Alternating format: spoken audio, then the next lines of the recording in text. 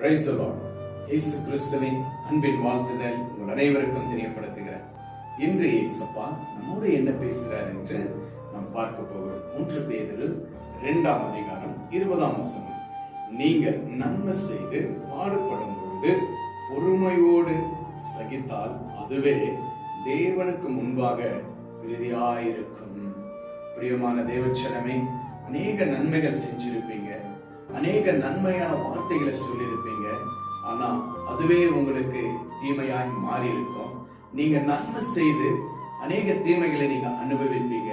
ஆனா ஆண்டவர் சொல்றார், நன்மை செய்து தீமையை அனுபவித்த தேவ விசுவாசத்துல வாழ்ந்திருக்கிற பிள்ளைகளே, பொறுமையோடு காத்திருங்க, அது எனக்கு பிரியமாய் இருக்கும் என்று ஆண்டவர் இந்த வேளையில அநேக நன்மை செய்த தேவ பிள்ளைகளை பார்த்து கர்த்தர் பேசுகிற ஒரு வார்த்தையா இருக்கிறது. ஒருவேளை நீங்க ஊழியத்துல நன்மை செஞ்சிருப்பீங்க, உன் கணவன் மனைவி இடத்துல நன்மை செஞ்சிருப்பீங்க, பிள்ளை இடத்துல நன்மை செஞ்சிருப்பீங்க, நீங்க வேலை செய்யற இடத்துல நன்மை செஞ்சிருப்பீங்க. ஆனா நீங்க எல்லா நன்மையும் செஞ்சு உங்களுக்கு அவங்க தீமையா நினைச்சிருக்கலாம், உங்களை விட்டு பிரிந்து போயிருக்கலாம்.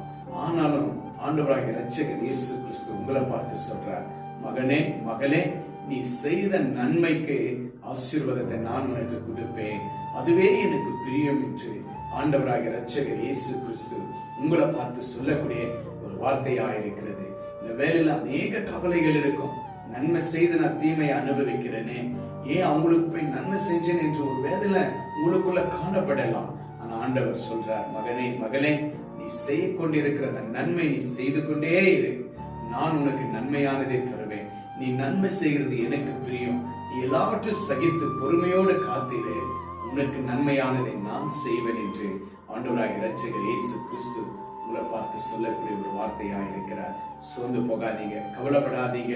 உங்களுக்கு எல்லாருமே அநேக பாரத்தோடு உங்களுக்கு தீமை செஞ்சிருக்கலாம், ஆனா நீங்க எல்லாருக்கும் நன்மை செஞ்சிருப்பீங்க. ஆனாலும் ஆண்டவர் சொல்றார், அதை சகித்து கொண்டு பொறுமையோடு காத்திரு மகனே மகளே, நான் உன்னை ஆசீர்வதிப்பேன் என்று விசுவாசிங்க. தொடர்ந்து நன்மை செய்யுங்க, கர்த்தர் உங்களை ஆசீர்வதிப்பார், பலப்படுத்துவார். கர்த்தர் உங்களோடு இருந்து பெரிய காரியத்தை செய்வார்.